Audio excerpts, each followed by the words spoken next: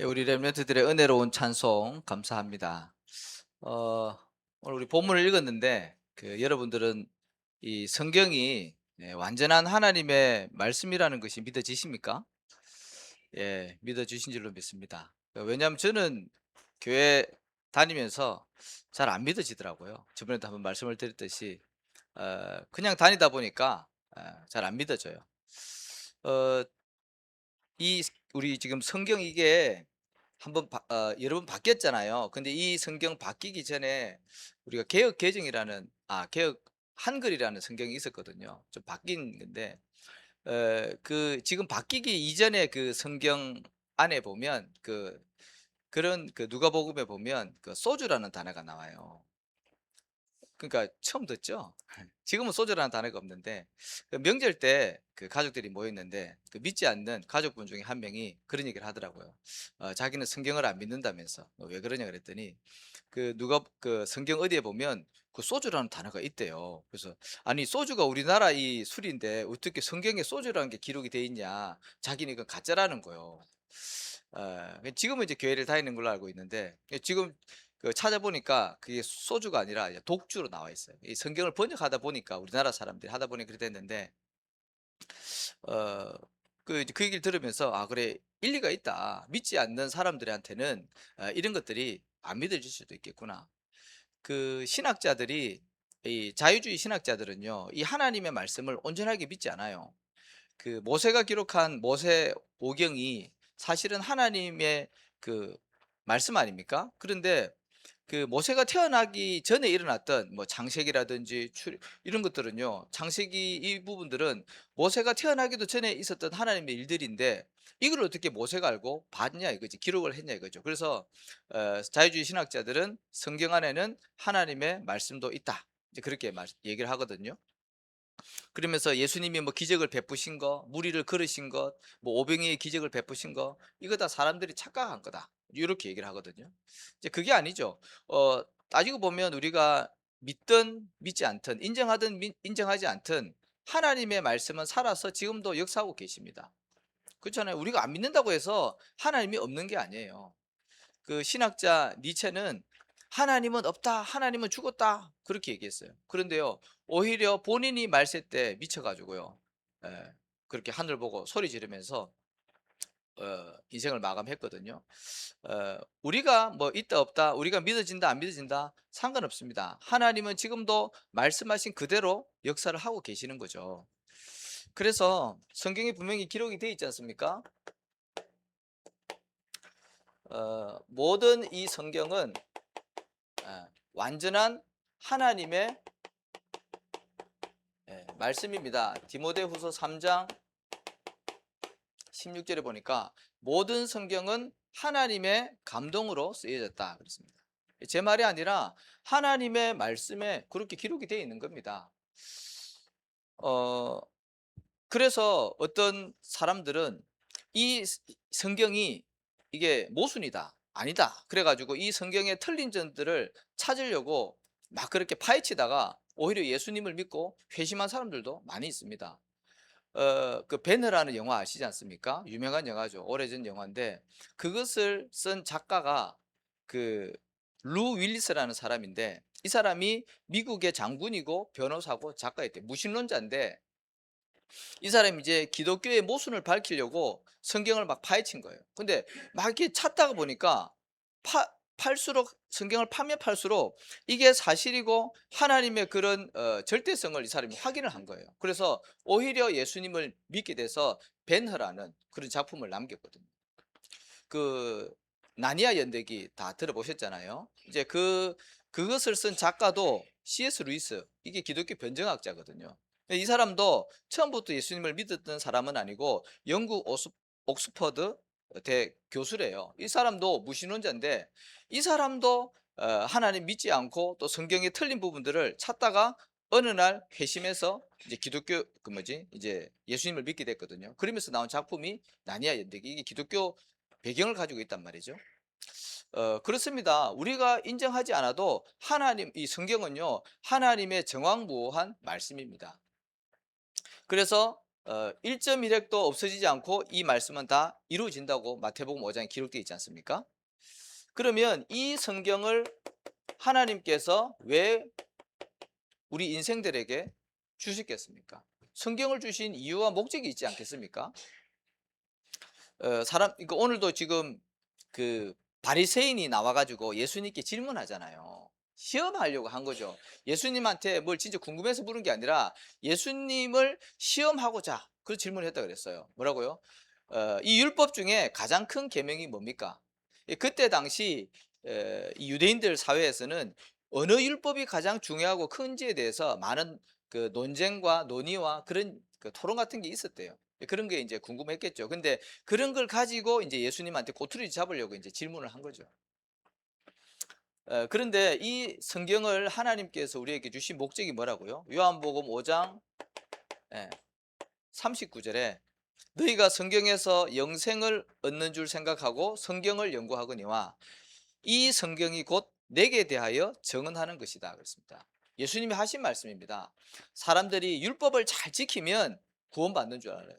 성경을 가지고 있는 그 이스라엘 유대인들이 그렇게 생각을 했다니까요. 율법을 잘 지켜서 구원받는 줄 알았어요. 근데 인간이 하나님의 말씀을 다 지킬 수 있습니까? 없잖아요. 그 하나님이 모세에게 준 십계명 그거를 유대인들이요 그 613개로 쪼갰잖아요 또. 그래서 해야 될 것 248개 하지 말 것 365개 나눴다니까요. 그거 다 못 지켜요. 근데 사람들이 그 율법을 잘 지켜야지 구원받는 걸로 알고 있다니까요. 교회 다니는 사람 중에 내가 착하게 살고 뭐 교회 헌신 봉사 많이 하고 그래야지 복 받고 구원받는 걸로 생각해요. 안 그래요. 성경을 주신 이유는 뭐예요? 인간이 있다고 말씀드리겠지만 인간이 해결할 수 없는 그 삼저주를 해결하신 분이 그리스도로 오셨는데 그분이 예수님. 그 예수에 대해서 증언하기 위해서 이 성경을 주셨다는 거죠. 그러면 우리에게 주신 이 성경의 핵심은 뭡니까? 뭐 같은 내용이겠지만 성경이 66권이지 않습니까? 66권을 구약과 신약으로 나눴죠. 구약은 뭡니까? 예, 그렇죠. 구약은 오실 메시아, 그리스도 같은 말이죠. 그리스도를 보내겠다는 거예요.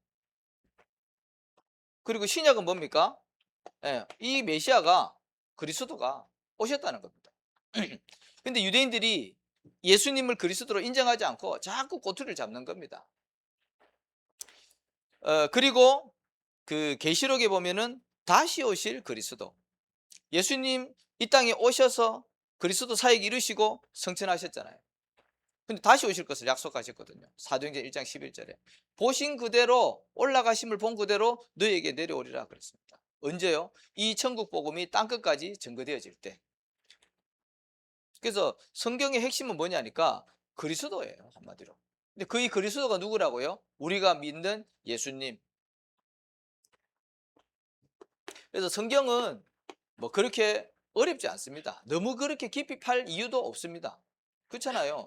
하나님이 우리에게 성경 주신 것은 많은 사건과 내용과 그 인물이 있지만 한마디로 그리스도로 오신 예수님 믿고 영생을 얻으라는 겁니다. 뭘 그걸 어렵게 복잡하거나 쪼개가지고 미혹할 필요가 전혀 없다는 거죠.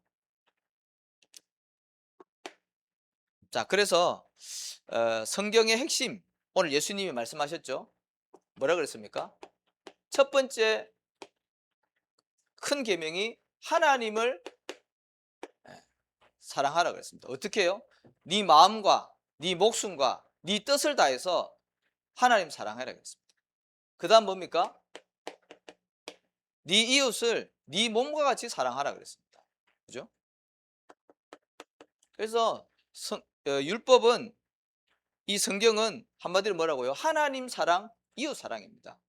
그죠? 아멘이 없으시네. 그래서 첫 번째 마태복음 22장 37절 내 마음과 목숨과 뜻을 다해서 주 너의 하나님을 사랑하라 그랬습니다. 근데 먼저 우리가 좀 생각해야 되는 게 하나님을 사랑하기 이전에 우리가 좀 점검할 게 있지 않습니까? 하나님을 뭐 우리가 구원받은 하나님 자녀가 확실하다면 하나님을 사랑하지 않는 사람은 없을 겁니다. 근데 우리 속에는요, 하나님보다 사실은 더 사랑하는 것 있을까요? 없을까요? 있죠. 저도 있거든요. 많거든요. 그래서 이거를 사실을 빨리 점검을 하고 이거를 버려야죠. 그래야지 정말 하나님이 우리 인생의 주인 되셔서 우리가 성령의 인도를 받고 하나님이 원하시는 일들을 이루어갈 수 있는 거거든요. 어,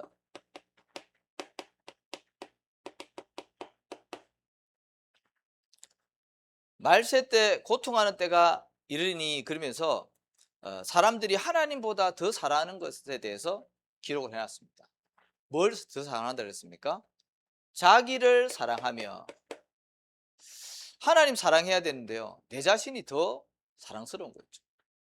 사실은 이게 사단의 통로거든요. 창세기 3장 인간을 처음 무너뜨릴 때 뭐라 그랬습니까? 하나님이 이 선악과 먹지 말라 했냐 그랬잖아요. 그러면서 뭐라고 유혹했습니까? 네가 이것을 먹는 날에는 네 눈이 밝아져서 네가 하나님 같이 되는 거야. 자기 자신을 심어준 거예요. 이 사단의 전략이거든요. 하나님 사랑하는 것보다도 내 자신을 더 사랑하는 거예요. 내 자신뿐만 아니라 하나님보다 내 자녀, 내 가족을 더 사랑하는 거예요. 그래서 마태복음 10장입니까? 거기 보면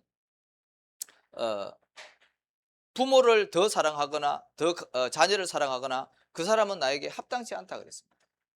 왜냐? 모든 응답과 축복과 그런 것들이 하나님으로부터 사실은 다 나오잖아요. 하나님이 우리 가정을 지켜주시고 우리 가정과 자녀를 축복하셔야지 될 거 아니겠습니까? 그죠? 내가 아무리 뭐 가족 위해서 사랑한다 해본들 완전하지가 않잖아요. 그래서 하나님이 그 얘기를 하신 겁니다. 그래서 자기를 사랑하며 또 뭐를 사랑한다고요? 돈을 사랑하며 그랬습니다. 돈 좋죠. 필요합니다. 근데 하나님을 대신할 수는 없어요. 그래서 예수님 뭐라 그랬습니까? 하나님과 재물을 겸하여 섬길 수 없다 그랬습니다. 일만하게 뿌리가 뭐라고요? 돈이라 그랬습니다. 나쁜 건 아니지만 꼭 필요한 거지만 우리가 그 자리에 하나님으로 주인 되어야 되지 않습니까? 그래서 돈을 사랑하며 그리고 또 뭐를 사랑한다고요? 쾌락을 사랑하기를 하나님보다 더 사랑한다 그랬습니다.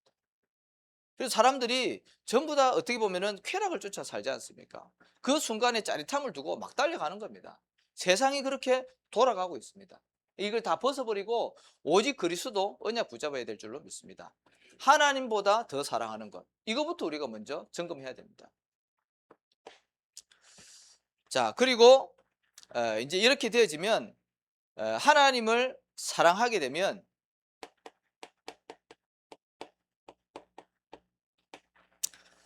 나타나는 나타나는 게 있지 않습니까? 우리가 왜 사랑하면 다 사랑해 보셨잖아요. 사랑하면 그 다 나타난다니까요. 그래서 그런 얘기도 있죠. 재채기와 사랑은 숨길 수가 없다고. 다들 연애해 보셨죠? 연애해 보지 않습니까? 연애하면 어떻게 됩니까? 24 하자, 24. 맞죠?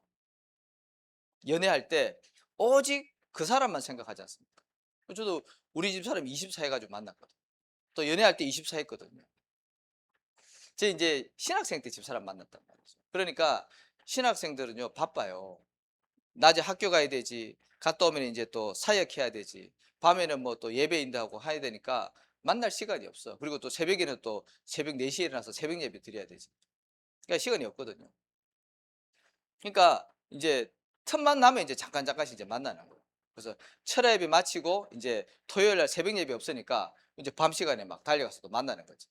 그지, 집사람 구리에 있었거든요. 그래서 철야 예배 마치자마자 막 차 타고 나가지고 잠깐 보고 또 오고, 한번 너무 졸려가지고 막 새벽 예배 차 사고 낼 뻔도 하고, 잠이 부족해가지고. 무슨 상태예요? 24 상태. 그렇죠? 지금은 이제 초월해서 25. 지금 이제 그 사랑이 이제 하나님의 사랑으로 완전히 바뀌어. 여러분 진짜 하나님 사랑하게 되면 어떻게 돼요? 24 하잖아요. 그죠? 그래서 하나님을 사랑하게 되면 그 사람은 뭐 하냐 하면 하나님 앞에 예배하게 됩니다. 예배를 사모한다니까요. 그렇잖아요. 왜 그렇습니까? 예배 시간에 하나님께서 세상이 줄 수 없고 세상에서 얻을 수 없는 참된 힘, 은혜를 주시거든요. 그 예배를 사모하죠, 그 사람은. 그리고 예배 시간에 우리에게 성취되어질 언약의 말씀이 선포되어지거든요. 그러니까 말씀을 사모하고 은혜를 사모하니까 예배 자리에 자꾸 나오잖아요. 자, 그리고 이 하나님을 사랑하면 뭐가 되어지냐면 기도가 사실은 되어지는 거죠. 물론 하는 기도도 필요해요, 안 될 때는. 그런데 정말 우리가 하나님 사랑하면 기도가 되어지죠. 기도라는 게 막 주시옵소서 막 이런 게 아니라 사실은 하나님과 영적인 교제잖아요. 그렇죠? 기도는요, 영적인 호흡이에요. 하나님 사랑하면 왜 우리가 연애할 때도 계속 그 사람하고 대화하고 싶고 같이 있고 싶잖아요. 그죠? 막 기가 막 뜨거워질 때까지 전화통 붙잡고 있잖아요. 그죠? 전화기 핸드폰 오래 붙잡고 있으면 배터리 열나가지고 막 뜨겁잖아요. 계속 대화하고 싶단 말이죠. 마찬가지예요. 우리가 하나님 사랑하면 하나님과 계속 소통하게 되는 거예요. 그게 기도입니다. 누가 시키지 않아도 하게 되는 거죠. 자, 그리고 하나님 사랑하면 어떻게 해요? 하나님 우리에게 주신 이 복음을 누리죠. 왜? 가장 좋은 거니까. 우리가 그래서 첫사랑 하나님과 첫사랑을 어, 할 때는 엄청 예배도 빠지지 않고 또 기도도 막 집중해서 하고 그리고 막 찬양 부르고 막 그러잖아요. 그게 뭐예요? 복음 누리는 거예요, 사실. 인생에 답 없이 방황하며 갈등하며 고통 가운데 살다가 인생에 해답을 얻고 영원한 생명을 얻으니 얼마나 감사하고 좋습니까? 복음 누리고. 그리고 내가 너무 좋으니까 다른 사람에게 이 복음을 전달하잖아요. 누가 시키지 않아도 말하게 돼 있어요. 받은 은혜가 너무 크니까. 내가 운명저주 팔자 가운데서 빠져나오니까 너무 좋으니까 말하지 않아도 그런 환경 가운데 있는 사람 보면요, 자꾸 말해주고 싶어요. 저는 그게 하나님을 사랑하는 사람이라고 보거든요. 우리가 막 교회를 막 부흥시키고 그거는 진짜 뭐 장사꾼이고, 하나님 진짜 순수하게 사랑하면요, 이런 것들이 우리의 삶 가운데 계속해서 나오는 줄로 믿습니다. 그래서 우리 모든 성도님들이 일평생 하나님을 최고로 사랑하는 성도 되시기를 축복합니다. 자, 그 다음에 두 번째, 예수님 뭐라 그랬습니까?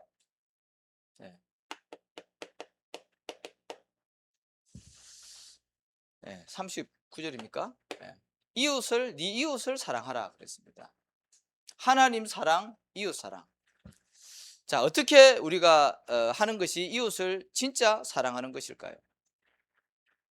그 사도행전 3장에 보면 베드로와 요한이 성전에 기도하러 가다가 안전병이 만나잖아요. 근데 안전병이한테 뭐라 그럽니까? 내가 은과 금은 내게 없거니와 내게 있는 것을 네게 주노니 나사렛 예수 그리스도의 이름으로 일어나 걸으라 그랬잖아요. 그러면서 그 안전병을 일으켰거든요. 많은 사람들이 그 길을 왔다 갔다 하면서 안전병에게 동전 던져줬을 거예요. 근데 그게 근본적인 해답과 치유가 될 수가 없잖아요. 그 사람은 맨날 그 동전 얻으려고요, 계속해서 아마 거기 엎드려 있어야 될 거예요. 근데 베드로는 어떻게 했어요? 근원적인 것을 살려준 거잖아요. 맞죠?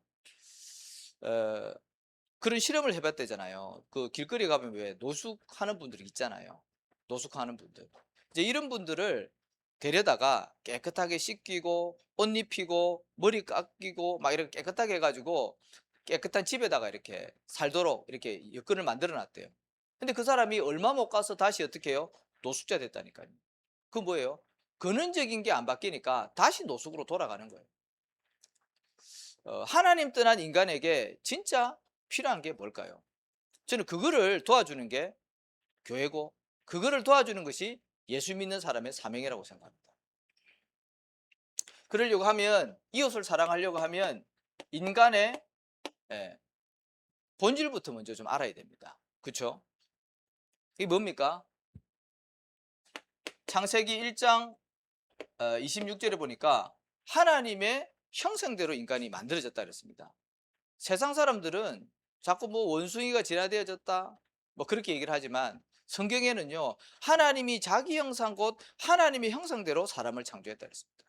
저와 여러분이요, 하나님의 형상대로 지음받은 존재들입니다. 그 말은 외모가 중요한 것이 아니라 우리 속에 담겨 있는 이 영혼, 이게 진짜 하나님 사람이라는 거죠. 그리고 이 영혼은 어떻게 해요? 하나님과 예, 함께 하도록. 창세기 1장 27절, 28절. 그죠? 하나님과 함께. 그 젖먹이 어린아이는 누구와 함께 있어야 돼요? 엄마 품에 있어야 돼요. 아무리 좋은 금목걸이, 아무리 좋은 뭐 음식을 갖다 놔도 애는 울게 돼 있다니까요. 어린아이에게는 엄마 품이 최고예요. 마찬가지입니다. 하나님의 형상대로 지음받은 저와 여러분은요, 하나님과 함께 있을 때 행복하고 평안하고 만족하도록 그렇게 만들어졌다니까요. 그걸 떠나 있으니까 어떻게 해요? 사람들이 여기에 다 빠져 있는 거예요. 자기를 사랑하고 돈을 사랑하고 쾌락을 사랑하고, 이거 전부 다 껍데기고요. 나중에 문제 오는 거거든요. 참된 만족이 있을 수가 없어요. 그리고 이사야 43장 21절에 보니까 어떻게 해요? 하나님을 찬송하도록 그렇게 만들었다 그랬습니다. 이 백성은 나를 위해 지었나니 내 이름을 찬송하게 하려 함이라 그랬습니다. 하나님을 찬양하고 예배하고 영광 돌리도록. 그게 인간의 본질입니다. 저 여러분 이 본질이 회복된 줄로 믿습니다. 자, 그러면 말씀드렸듯이 이런 인간에게, 또 하나님을 떠난 인간에게 진짜 필요한 것이 뭐겠습니까? 그 사람에게 돈 많이 주면 되겠습니까? 또 그 하나님 떠난 인생에게 명예가 있으면 될까요? 행복할까요? 아니면 아주 막강한 권력을 가지고 있으면 이 사람이 행복할까요? 지금 선거철 아닙니까? 다들 투표하셨습니까? 다들 뭐 자기 뽑아달라고 막 난리죠. 그거 뭐예요? 자기 권력을 갖겠다는 거거든요. 명예를 갖겠다는 거거든요. 제가 볼 때 뭐 그 사람이 그 사람이고 다 똑같더만.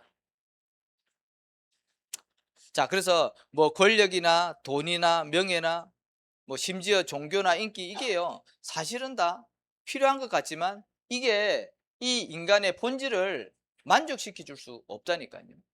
자, 저런 인간에게 진짜 에, 필요한 게 뭐겠습니까? 모든 인생이 하나님을 떠나 있기 때문에 하나님 만나야 돼요. 맞죠? 물고기 물 떠나 있으면 고통 시작된다니까요. 그 물 떠나 있는 물고기는요 물속에 집어 들어가야 돼요. 하나님과 함께 있어야 될 인간이 하나님 떠나 있기 때문에 많은 문제가 온 거예요. 그래서 하나님 만나는 길을 알아야 돼요. 근데 그 길이 뭐라고요? 그리스도. 맞잖아요. 이 땅에 하나님께서 우리에게 에, 인간이 해결할 수 없는 창세기 3장 문제를 해결하기 위해서 그리스도 보낼 것을 약속하셨고, 내가 곧 그 길이요 진리요 생명이니 나로 말미암지 않고는 아버지께로 올 자가 없다 그랬습니다. 그리고 분명히 사탄이라는 존재가 있거든요.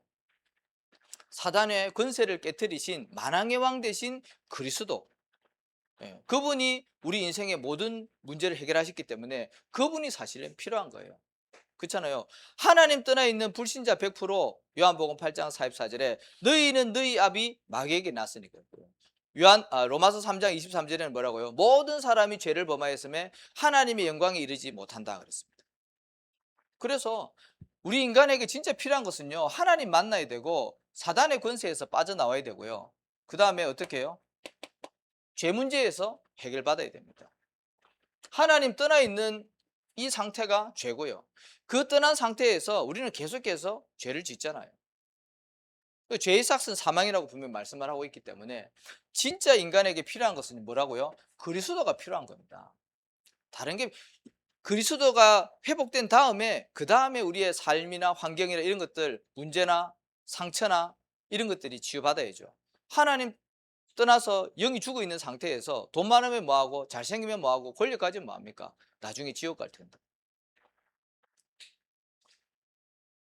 그래서 저와 여러분이 진짜 이웃을 사랑한다면 복음을 전하는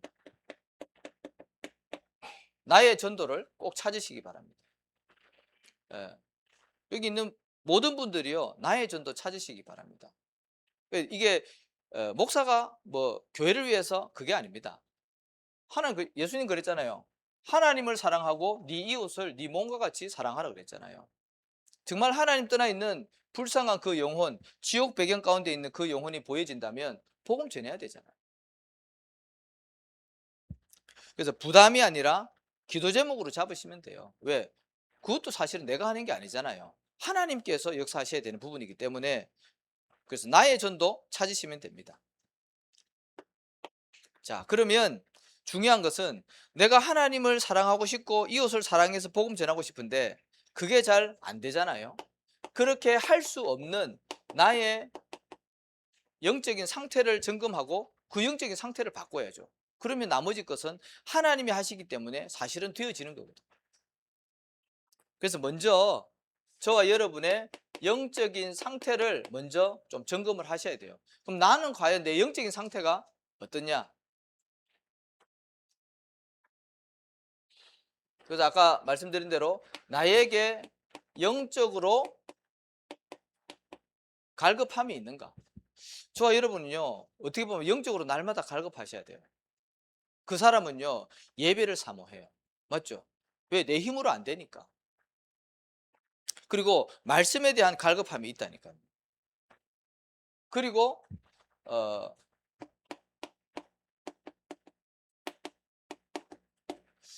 기도 생활이 되어지는지 점검하셔야 됩니다. 그죠? 내가 하나님과 정말 소통하고 보좌와 소통되어지는 기도가 되어지는지. 그래서 어떤 사람은 정시기도, 시간을 정해놓고 기도하는 겁니다. 내가 이 시간만큼은 내가 하나님과 소통하겠다. 또 어떤 사람은 하나님과 모든 일상 속에서 대화로, 뭐 그게 어떻게 보면은 진짜 기도죠. 그리고 문제 만났을 때 집중 기도하는 거 필요하거든요. 그리고 어떻게 나의 영적인 상태를 점검하냐 하면 내가 정말 영혼에 대한 애통함이 있는가. 그렇잖아요. 정말 저 사람이 복음 듣지 못하면 지옥 갈 텐데. 그렇잖아요. 우리가 오늘 살았다고 해서 내일 살고 있을지 아무도 모릅니다. 우리가 하나님 떠나 있다면 죽으면 지옥 갈 텐데. 그렇잖아요. 그러면 저 영혼이 한 번이라도 복음 듣도록 거기에 대한 우리가 애통함이 있어야 될 줄로 믿습니다. 자, 그리고 이제 나의 영적인 상태를 바꾸는 어디 속으로요? 집중 속으로 들어가시기 바랍니다. 여러분, 집중할 때 우리의 각인뿌리 체질이 바뀝니다. 집중하지 않고 그냥 뭐 대충 들으면 그냥 또 지나가는 거예요. 우리가 뭐 메시지를 본다거나 뭐 할 때도 왜 우리 여성분들은 그런 거 있잖아요. 설거지 할 때 뭐 메시지 많이 틀어놓잖아요. 그거 잘 집중 안 되거든. 딱 집중해서 보면 그 이제 은혜가 되고 우리 각인뿌리 체질이 바뀌게 되는 겁니다. 그래서 어디에 어떻게 집중하냐 하면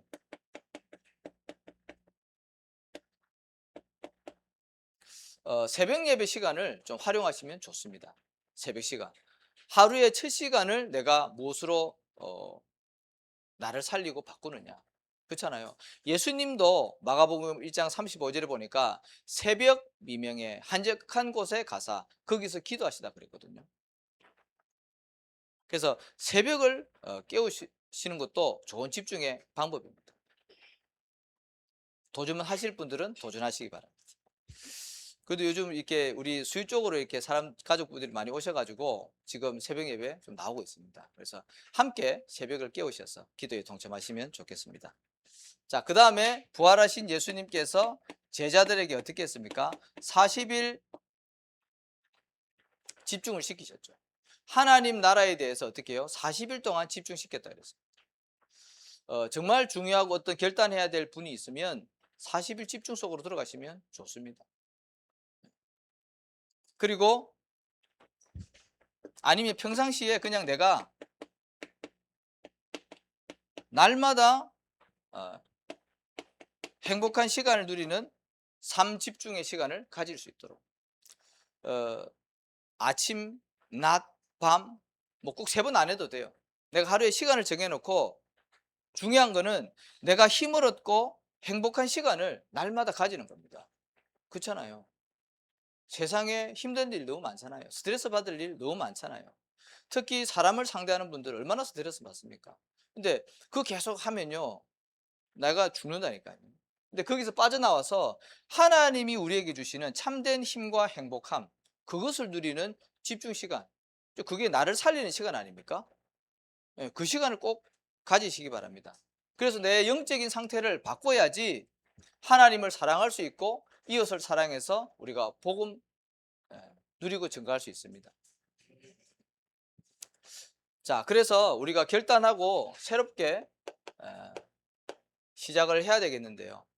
우리가 결단하고 새롭게 시작할 때 어떤 일이 일어납니까? 몇 명의 인물을 통해서 우리가 확인하면 좋겠습니다. 우리 다니엘과 세 친구 잘 아시지 않습니까? 다니엘서 1장에 보면 이 다니엘이 사실은 포로돼 가지고 지금 바벨론에 잡혀왔잖아요, 세 친구가. 그래 가지고 환관장에게 이제 관리를 받고 있는 거죠. 그래서 많은 이 아이들이 있겠죠. 아이들이 있는데 그 다니엘과 세 친구도 같이 있는데 거기 이제 우상 숭배하는 나라니까 우상 숭배하고 나온 음식들이 있을 거 아닙니까? 그거를 다 먹으라는 겁니다. 근데 다니엘과 세 친구가 우리는 먹지 않겠다. 뜻을 정했다 그랬어요. 왜? 우상 숭배하다가 이스라엘이요 노예 포로 속국됐잖아요. 그러니까 그거를 알고 다니엘과 세 친구가 뜻을 정하고 먹지 않을 것을 환관장에 구했다 그랬어요. 그래가지고 결국에는 이 사람들은 고기를 먹지 않고 채소만 먹었는데요. 오히려 얼굴에 빛이 더 나고 하나님께서 이 사람들에게 지혜를 주셨고요. 환관장에게 은혜를 입게 했다 그랬어요. 뜻을 정할 때 하나님께서 역사하시는 거죠. 다니엘서 3장에 보면 또 우상 숭배할 때 우상 앞에 절하라고 이렇게 얘기했잖아요. 절하지 않으면 풀무불 집어넣겠다. 근데 이 세 친구는 어떻게 했어요? 결단하고 절하지 않았어요. 근데 나중에 불구덩이 들어갔는데 하나님께서 보호하셔서 이 바벨론 왕에게 하나님 살아계시는 것을 증거하는 거죠. 그러면서 이 세 친구가 어떻게 해요? 이 바벨론에서 더욱 높임을 받았다 그랬어요. 우리가 중요한 그 결정을 하고 이렇게 결단을 할 때 하나님께서 우리 가운데 성령으로 역사하시고요.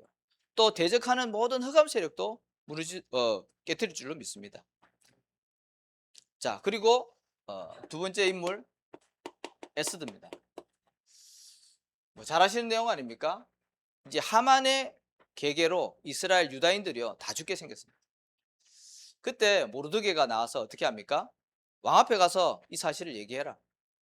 그때 에스더가요 나를 위해서 3일 동안 금식을 해 주십시오. 자, 그리고 왕 앞에 나가서 내가 얘기하겠습니다. 왕이 허락하지 않은데 누구든지 그 왕 앞에 갔다 바로 죽습니다. 그래서 뭐라고 했습니까? 내가 죽으면 죽으리라 결단하고 나간 겁니다. 그래서 결국에는 에스더를 통해서 유다인들이 다 살게 되고요. 하만은 무너지게 됩니다. 우리 결단할 때 이런 일이 일어난다니까요.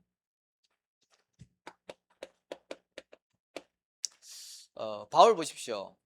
사도행전 20장 24절에 보면 내가 달려갈 길과 주 예수께 받은 사명 곧 하나님의 은혜의 복음을 전가하는 일을 마치려 하면은 나의 생명조차 조금도 귀한 것으로 여기지 않는다 그랬습니다. 복음을 전하기 위해서 이 바울이요 결단을 한 겁니다. 어떠한 고난과 문제와 어려움이 와도 죽음이 와도 바울은요 흔들리지 않습니다. 이 고백을 하고 나서 바울은요 로마로 압송되잖아요. 그래서 로마로 가면 죽을 것을 알고 주위에 있는 성도들이나 사람들이요 가지 말라고 막 말립니다. 가면 죽는다 가지 마라 알고 얘기하는 거예요. 바울이요 자기도 안다 그랬어요. 그러면서 이 고백한 거거든요. 죽어도 괜찮다는 거죠. 왜?